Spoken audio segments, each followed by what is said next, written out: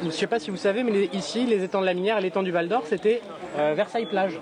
Difficile de croire qu'il y a 40 ans, l'espace naturel du Val-d'Or était une zone de baignade touristique.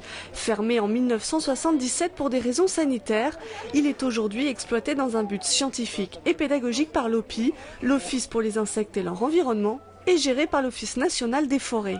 Il y a des insectes effectivement qui sont pas communs sur cet étang et sur cet espace nature du Val-d'Or. Il y a des libellules notamment qui sont pas communes, des petits scarabées aussi.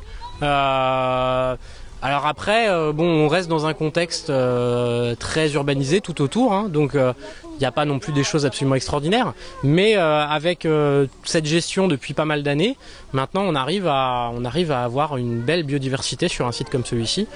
Leur particularité, ce sont tous des insectes aquatiques des étangs de la Minière, le thème de cette fête de la nature proposée par l'OPI. En France, on dénombre plus de 40 000 espèces d'insectes et plus d'1 million dans le monde. Donc c'est vraiment l'occasion pour nous ici d'amener les gens à se pencher sur ce qu'il y a juste à côté de chez eux. Pas besoin d'aller en Guyane pour voir des insectes, mais de pouvoir aller observer ce qu'il y a juste à côté de chez eux et de les reconnecter un petit peu.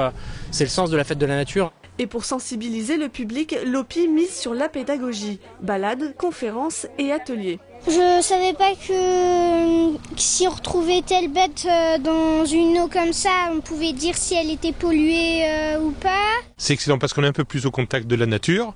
On voit certaines choses que dans nos vies de citadins on a un petit peu oubliées. Après avoir accueilli 900 personnes sur la journée, l'étang a refermé ses portes au public.